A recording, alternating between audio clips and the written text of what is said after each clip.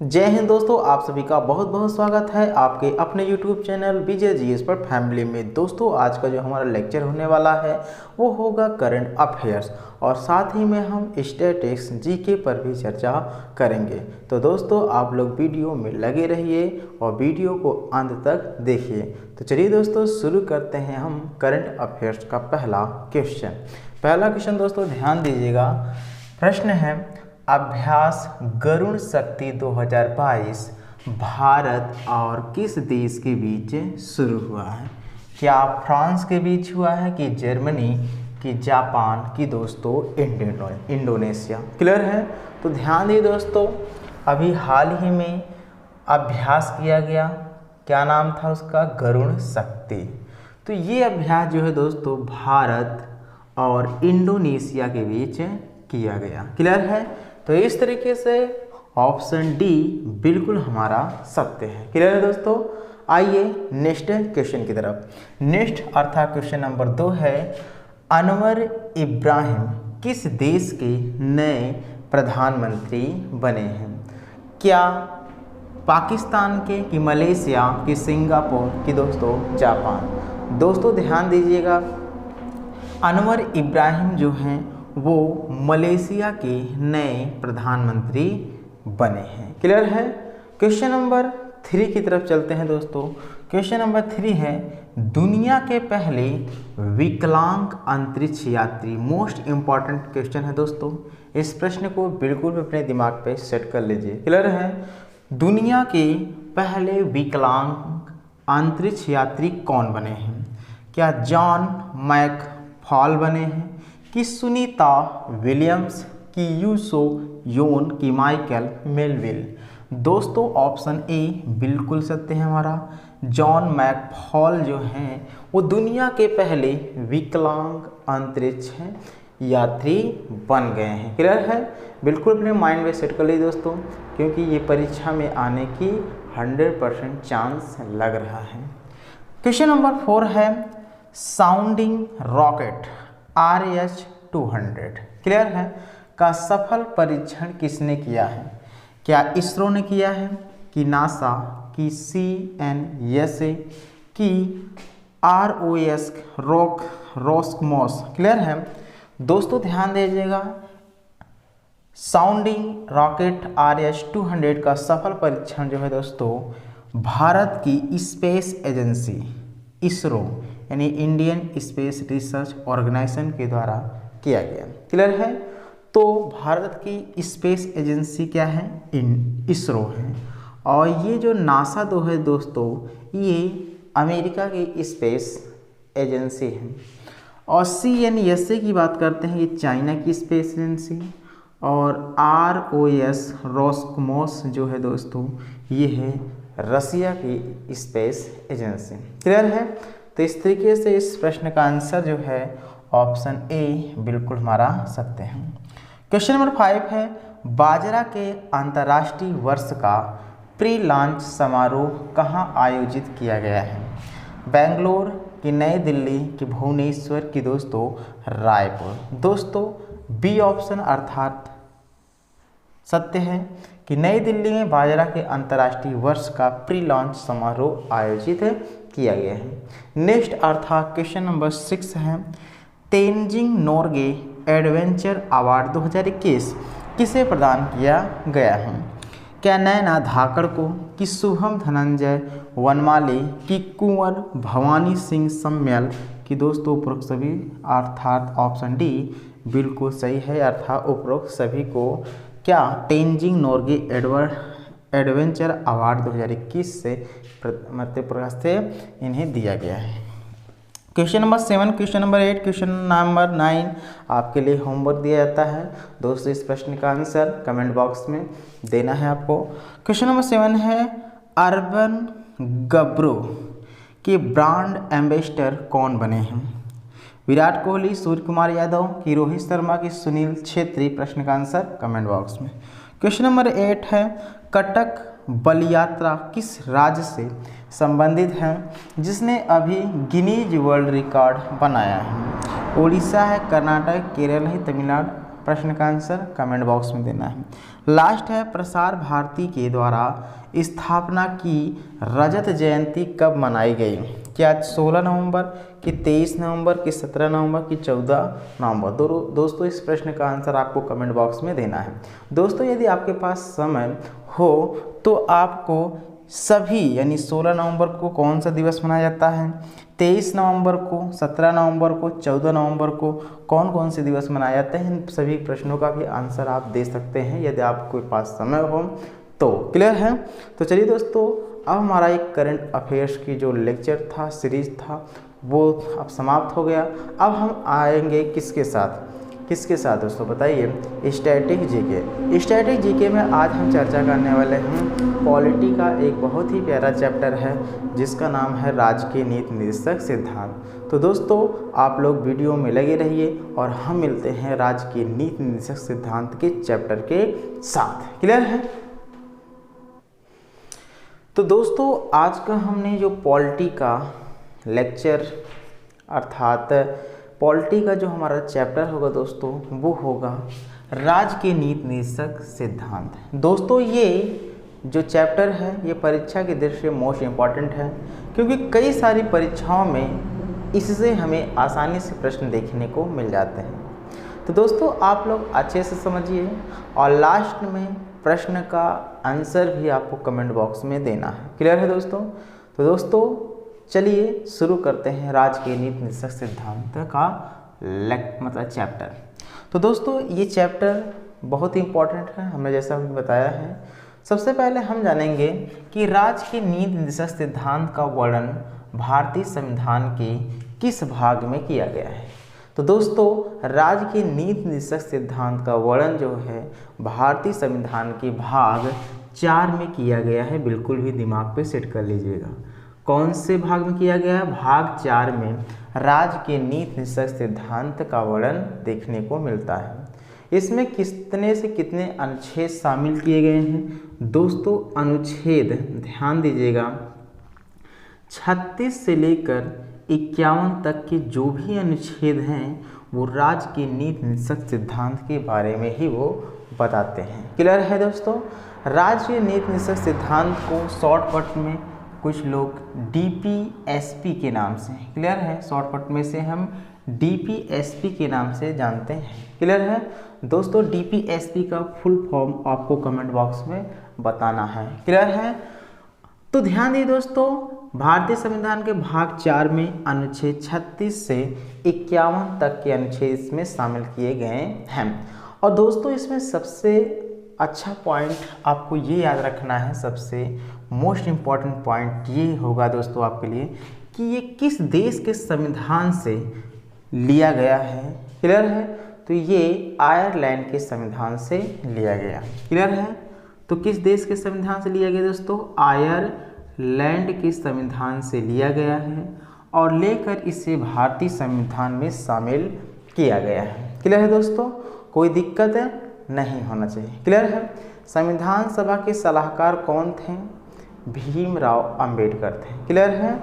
तो इन्हीं के सुझाव मतलब इन्होंने सुझाव दिया था कि भारतीय संविधान में दो तरह के एक प्रकार से दो तरह के एक मौलिक अधिकार, दूसरा क्या होना चाहिए? राजकीय नीति सिद्धांत होना चाहिए। क्लियर है?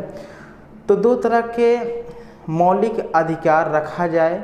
एक मौलिक अधिकार वो हो जो तुरंत रूप से लागू हो सके और दूसरा मौलिक अधिकार वो होना चाहिए जो धीरे धीरे करके राज्य द्वारा अर्थात सरकार द्वारा लागू किया जा सके। लेकिन इनके विचारों को माना तो गया दोस्तों, लेकिन इनके विचारों को 1 और 2 के नाम से नहीं रखा गया, बल्कि मौलिक अधिकार को मौलिक अधिकार के नाम से रखा गया और राज्य के नीति निर्देशक जो न्यायालय में परिवर्तनीय नहीं था, जो उसे राज्य के नीति निर्देशक सिद्धांत के नाम से रखा गया। क्लियर है? तो ये भी पॉइंट जानते रहिए दोस्तों, क्योंकि इनसे भी हमें थोड़ा थोड़ा कहीं से प्रश्न बनने को देखने को मिल जाता है। तो दोस्तों राज्य के नीति निर्देशक सिद्धांत को लाने का उद्देश्य क्या था? तो इसका मेन उद्देश्य ये था कि लोक कल्याणकारी राज्य की स्थापना करना। क्लियर है। तो राजकीय नीति शीर्षक सिद्धांत को भारतीय संविधान में शामिल करने का क्या रीजन था? लोक कल्याणकारी राज्य की स्थापना करना है। क्लियर है दोस्तों। इसमें जितने भी अनुच्छेद हैं वो 3 प्रकार के हैं। क्लियर है। कितने प्रकार के हैं दोस्तों? 3 प्रकार के हैं, गांधीवादी, समाजवादी और उदारवादी। तो 3 प्रकार कौन कौन से हैं दोस्तों? गांधीवादी यानी जो गांधी जी के विचारों पे चलते हैं, और समाजवादी, क्लियर है, वादी। क्लियर है। तो गांधीवादी, समाजवादी और दोस्तों एक होता है, कौन सा होता है दोस्तों? उदारवादी। क्लियर है। उदारवादी। ये 3 ध्यान दीजिएगा, जो राजकीय नीति शीर्षक सिद्धांत है ये तीनों विचारों पर क्या होता है? ये चलता है। तो गांधी जी के विचारों पे चलता है गांधीवादी विचारधारा, तो समाजवादी और उदारवादी, तो इन्हीं तीनों विचारों पर क्या होता है? ये राजकीय नीति शीर्षक सिद्धांत चलते हैं। क्लियर है।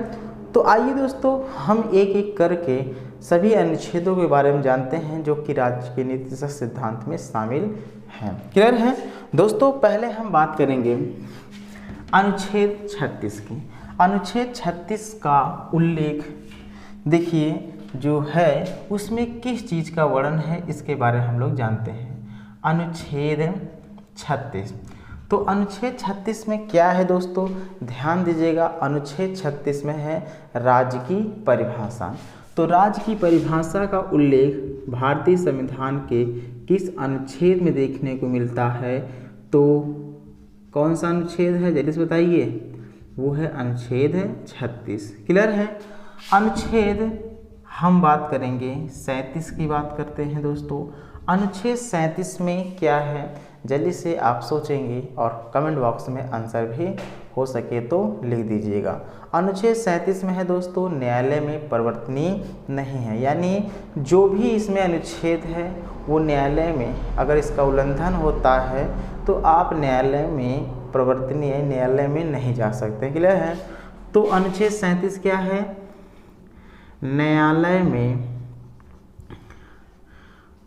प्रवर्तनीय नहीं है। क्लियर है। तो अनुच्छेद 37 में क्या है? न्यायालय में परिवर्तनीय नहीं है। और अनुच्छेद 38 में दोस्तों क्या है? सामाजिक, आर्थिक, राजनीतिक न्याय की स्थापना। कौन क्या है दोस्तों? सामाजिक,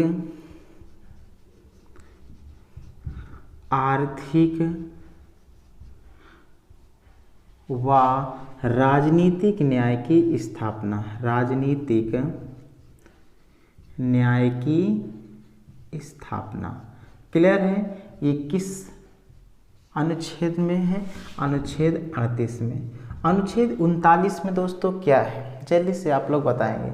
अनुच्छेद 39 में क्या है? संसाधनों का उचित वितरण, समान कार्य के लिए समान वेतन।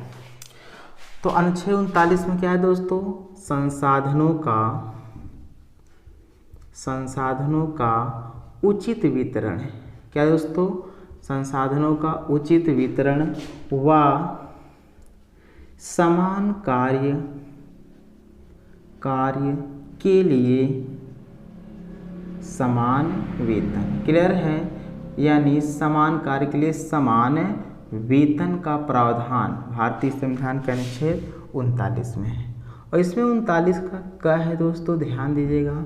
39 के काम में क्या है? संसाधनों का उचित वितरण तो हो गया दोस्तों। अनुच्छेद 39 का में है समान अवसर के आधार पर न्याय देना। कौन सा दोस्तों? समान अवसर के आधार पर न्याय देना। क्लियर है। तो याद रखिए दोस्तों, समान अवसर के आधार पर क्या है? न्याय देना। क्लियर है दोस्तों। इसे दोस्तों मुफ्त कानून के मतलब मुफ्त कानून भी कहते हैं। क्या बोलते हैं? मुफ्त कानून की संज्ञा भी दी गई है। अब दोस्तों ये 39 का कहा गया है तो जाहिर सी बात है इसमें कुछ संविधान संशोधन करके ही जोड़ा गया है। तो कौन से संविधान संशोधन के तहत इसे जोड़ा गया था? दोस्तों ये 42वां संविधान संशोधन 1976 के द्वारा जोड़ा गया है। तो ये पॉइंट बिल्कुल ध्यान, 42वां संविधान संशोधन 1976 के तहत अनुच्छेद 39 के का को जोड़ा गया। तो अनुच्छेद 39 का में क्या है? समान अवसर के आधार पर न्याय देना या मुफ्त कानून की सलाह। क्लियर है? मुफ्त कानून की संज्ञा या सलाह, ऐसे कुछ भी आप मान सकते हैं। क्लियर है? 39 के बाद क्या आता है दोस्तों? 39 के बाद हम 40 की बात करते हैं, यानी अनुच्छेद 40 में क्या है? सब लोग के दिमाग पे चल गया होगा और आंसर भी आपका आ गया है। तो अनुच्छेद 40 में दोस्तों क्या है? ग्राम पंचायत का उल्लेख देखने को मिलता है। तो ग्राम पंचायत का उल्लेख भारतीय संविधान के किस अनुच्छेद में है? तो अनुच्छेद 40 में किया गया है। समझ में आया दोस्तों? अनुच्छेद 41 में क्या है दोस्तों? जल्दी से बताइए, अनुच्छेद 41 में क्या है? अनुच्छेद 41 में है कुछ विशेष दशाओं में काम पाने का अधिकार। तो अनुच्छेद 41 में क्या है? कुछ विशेष दशाओं में काम पाने का अधिकार।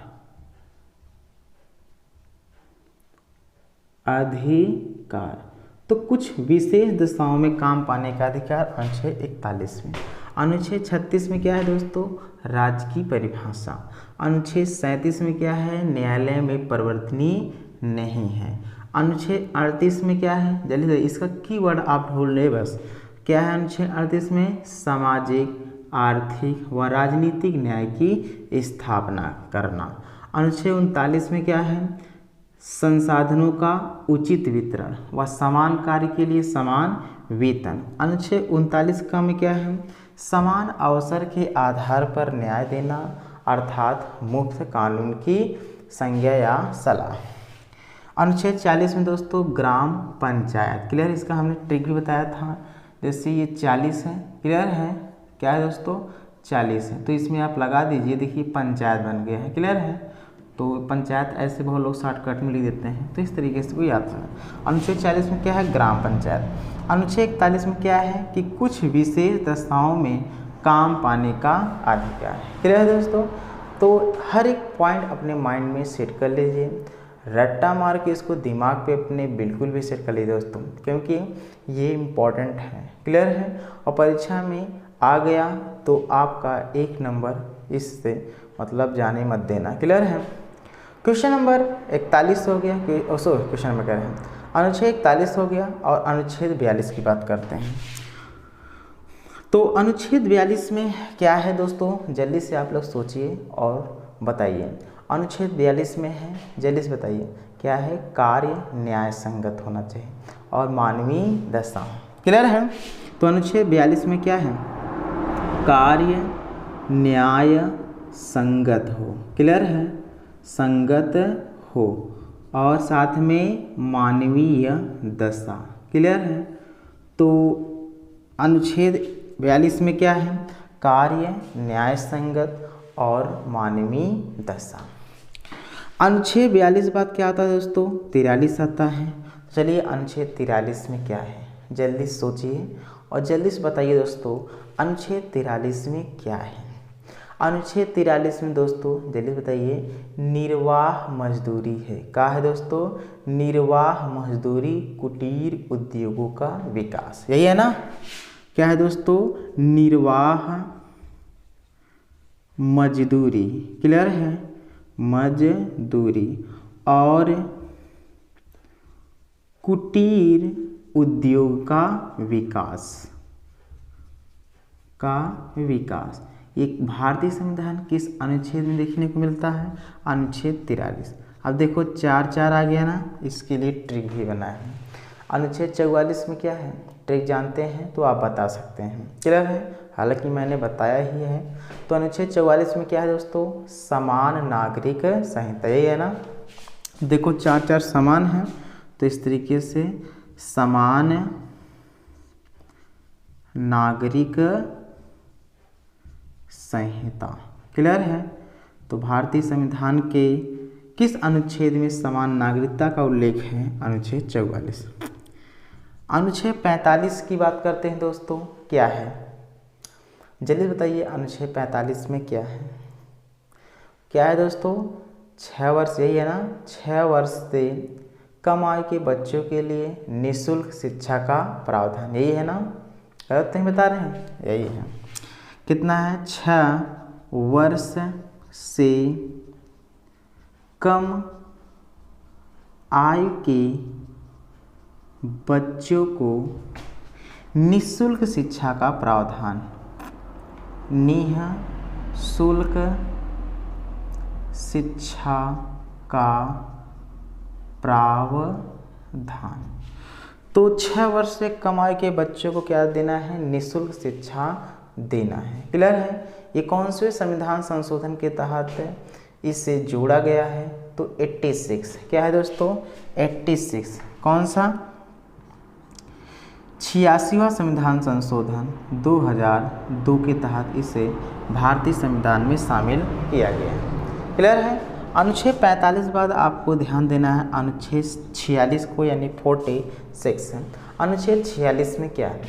जल्दी से सोचिए दोस्तों, अनुच्छेद 46 में क्या है? अनुसूचित जाति, यही है ना, अनुसूचित जाति जनजाति। क्लियर है। क्या? अनुसूचित जाति व जनजाति, यानी इसका उल्लेख अनुच्छेद 46 में है। 47 में क्या है? जल्दी सोच बताइए। 47 में क्या है दोस्तों? मद्य निषेध है, पोषाहार स्वास्थ्य है। क्या है? मद्य निषेध है, पोषाहार स्वास्थ्य।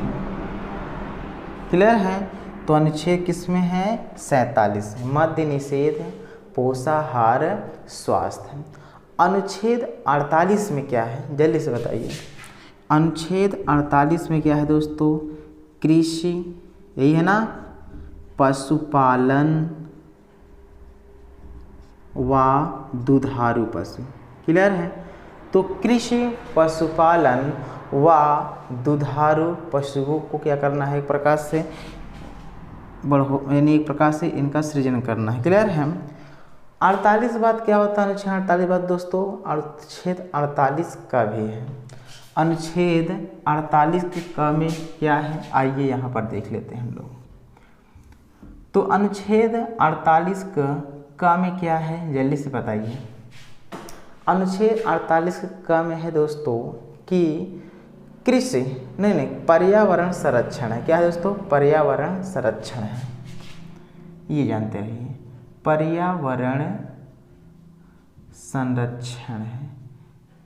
इसे 42वां संविधान संशोधन 1976 के तहत जोड़ा गया है। अनुच्छेद 48 का को क्लियर है। अनुच्छेद 48 का पर्यावरण संरक्षण है। अनुच्छेद 50 में 49 है ना? हाँ, अनुच्छेद 49 में क्या है दोस्तों? जल्दी से बताइए। अनुच्छेद 49 में है राष्ट्रीय महत्व स्मारक स्थानों का संरक्षण। राष्ट्रीय महत्व स्थानों का संरक्षण। क्लियर है। ये है जो भी राष्ट्रीय स्तर पर क्लियर है स्मारक हैं उनको संरक्षण प्रदान करना, ये भारतीय संविधान के अनुच्छेद 49 में है। अनुच्छेद 50 में क्या है दोस्तों? जल्दी से बता सकते हैं आप लोग। अनुच्छेद 50 में क्या है? अनुच्छेद 50 में दोस्तों कार्यपालिका व न्यायपालिका है। क्या? कार्यपालिका व न्यायपालिका है। अनुच्छेद 50 में क्या है? कार्यपालिका व न्यायपालिका। क्लियर है। तो कार्यपालिका और न्याय। और 51 में क्या है? जल्दी बताइए। ये है दोस्तों अंतर्राष्ट्रीय शांति सुरक्षा की अभिवृद्धि। अंतर्राष्ट्रीय शांति सुरक्षा की अभिवृद्धि, ये है अनुच्छेद 51 में। तो इस तरीके से 36 से 51 तक के अनुच्छेदों के बारे में हम लोगों ने जाना एक एक करके। क्लियर है? हालांकि आप लोग जानते ही हैं, पढ़ते ही हैं, तो आपका एक प्रकार से रिवीजन हो गया है। क्लियर है? तो इस तरीके से दोस्तों अनुच्छेद 36 में राज्य की परिभाषा है, 37 में न्यायालय में परिवर्तनीय नहीं, 38 में सामाजिक, आर्थिक व राजनीतिक न्याय की स्थापना करना है, 39 में दोस्तों संसाधनों का उचित वितरण, समान कार्य के लिए समान वेतन का प्रावधान है, अनुच्छेद 39 का में समान अवसर के आधार पर न्याय देना और मुफ्त कानून की संज्ञा, इसे 42वें संविधान संशोधन 1976 के तहत जोड़ा गया। अनुच्छेद 40 में दोस्तों ग्राम पंचायत, अनुच्छेद 41 में कुछ विशेष दशाओं में काम पाने का अधिकार है, अनुच्छेद 42 में कार्य न्याय संगत हो, साथ ही मानवीय दशा हो। 43 की बात करते हैं, निर्वाह मजदूरी और कुटीर उद्योग का विकास होना चाहिए। 44 मतलब समान नागरिक संहिता होना चाहिए। क्लियर है? और 45 मतलब 6 वर्ष से कम आयु के बच्चों को निःशुल्क शिक्षा का प्रावधान कौन से संविधान संशोधन के जोड़ा गया? 86वां संविधान संशोधन 2002 के तहत। और उसके बाद दोस्तों 46 की बात करते हैं, अनुसूचित जाति व जनजाति यानी SC/ST का प्रावधान है। 47 में मद्य निषेध, पोषाहार, स्वास्थ्य है। 48 में कृषि, पशुपालन व दुधारू पशु। 48 का में दोस्तों क्या है? पर्यावरण संरक्षण, 42वां संविधान संशोधन 1976 के तहत जोड़ा गया है, पर्यावरण को संरक्षण प्रदान करना। 49 है राष्ट्रीय महत्व स्मारक स्थानों को संरक्षण प्रदान करना। 50 में है कार्यपालिका व न्यायपालिका। 51 में है अंतर्राष्ट्रीय शांति सुरक्षा की अभिवृद्धि।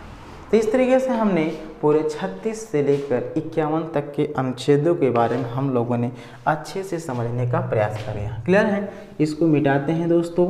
और अब मैं आप सबसे पूछता हूँ कि किस अनुच्छेद में किसका वर्णन है। क्लियर है दोस्तों? जल्दी से बताएंगे अनुच्छेद 36 में क्या है? राज्य की परिभाषा। अनुच्छेद 37 में क्या है दोस्तों? हमने क्या बताया था? न्यायालय में परिवर्तनीय नहीं है। क्लियर है? यही बताया था ना। अनुच्छेद 38 में क्या है दोस्तों? जल्दी बताइए, सोच के आप लोग बताते रहिए। अनुच्छेद 38 में क्या है? सामाजिक, आर्थिक व राजनीतिक न्याय की स्थापना कराएं। यही है ना? यही बताए थे ना? याद हो गया? अनुच्छेद 39 में क्या बताया थे? जल्दी से सोचिए अपने मन में। अनुच्छेद 39 में हमने क्या बताया था आपको? यही बताया था कि संसाधनों का उचित वितरण व समान कार्य के लिए समान वेतन। क्लियर है? याद हो गया ना? 39 का में क्या बताया था दोस्तों? समान अवसर के आधार पर, यही बताया था ना, समान अवसर के आधार पर न्याय देना। चलिए बताइए इसे कौन से संविधान संशोधन के तहत जोड़ा गया है? सोचिए जल्दी बताइए कौन से संविधान संशोधन के तहत इसे जोड़ा गया है? इसे 42वां संविधान संशोधन 1976 के द्वारा जोड़ा गया है। इसे मुफ्त कानून की संज्ञा या सलाह बोलते हैं। क्या? मुफ्त कानूनी सलाह है। अनुच्छेद 40 में क्या है? ये तो बिल्कुल अपने दिमाग पे सेट किए हो। अनुच्छेद 40 में पंचायत है, यानी ग्राम पंचायत। 41 में क्या है? जल्दी से बताइए। 41 में क्या है? कुछ विशेष दशाओं में काम पाने का अधिकार। तो कुछ विशेष दशाओं में काम पाने का अधिकार अनुच्छेद 41 में है। और अनुच्छेद 42 में है क्या है? कार्य, यही है ना? अनुच्छेद 42 में कार्य न्याय संगत मानवीय दशा, यही है ना? अनुच्छेद 43 में क्या है? अनुच्छेद 43 में हमने क्या बताया था? सोचो भाई, जल्दी सोच के बताइए। अनुच्छेद 43 में क्या होता है? निर्वाह मजदूरी और कुटीर उद्योग का विकास, यही बताया था ना। 44 में क्या बताया था? समान है, इस तरीके से समान नागरिक संहिता। 45 में क्या बताया था? 45 सोचो, 45 जल्दी बताइए भाई। यही बताया था कि 6 वर्ष से कम आयु के बच्चों के लिए निःशुल्क शिक्षा का प्रावधान। और ये कौन से संविधान संशोधन के तहत इसे जोड़ा गया है? इस प्रश्न का आंसर आपको कमेंट बॉक्स में बताना है कि जो 6 वर्ष से कम आयु के बच्चों के लिए निःशुल्क शिक्षा का प्रावधान है, इसे कौन से संविधान संशोधन के तहत भारतीय संविधान में जोड़ा गया था? क्लियर है? प्रश्न का आंसर कमेंट बॉक्स में।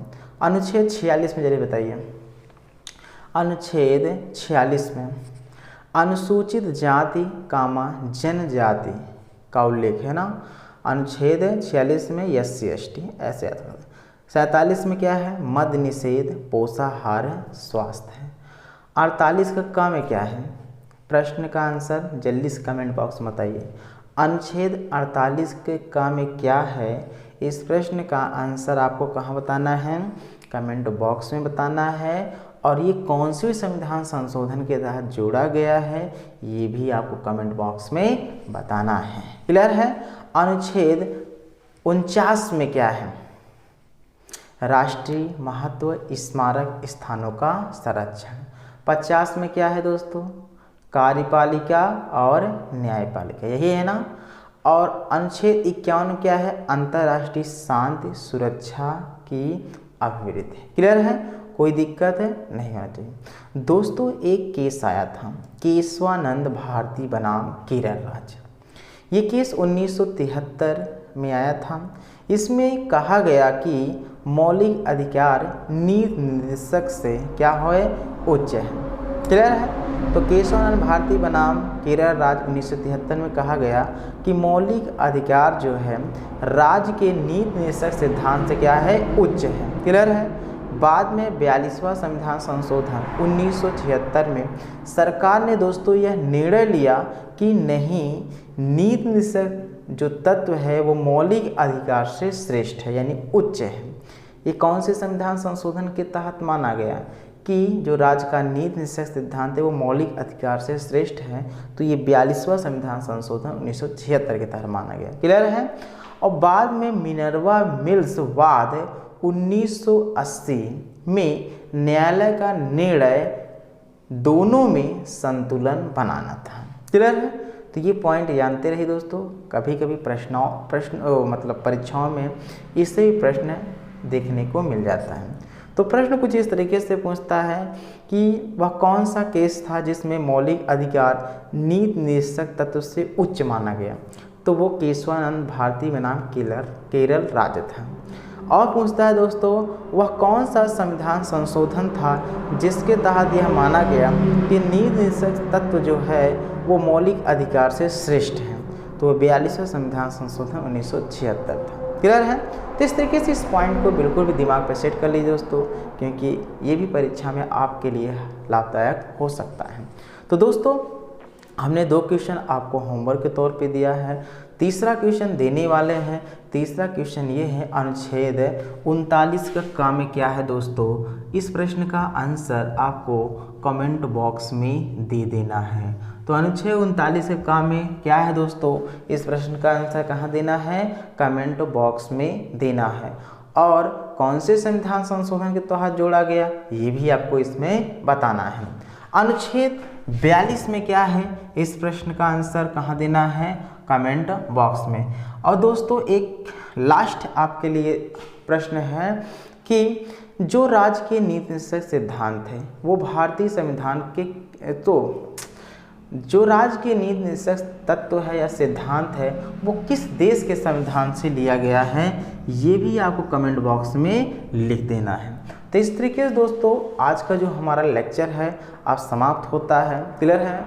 तो दोस्तों थोड़ा तबीयत में प्रॉब्लम्स है, तबीयत ख़राब है, इसी कारण क्या है थोड़ा हिस्ट्री का लेक्चर नहीं हो पा रहा है, लेकिन कल से मेरा प्रयास रहेगा कि हिस्ट्री पर भी लेक्चर लिया जाए। तो चलिए दोस्तों आज के लिए बस इतना ही। दोस्तों यदि वीडियो पसंद आई हो वीडियो को लाइक, सब्सक्राइब और कमेंट कर दीजिए। तो चलिए दोस्तों कल फिर मिलते हैं एक नए लेक्चर के साथ। जय हिंद, जय भारत।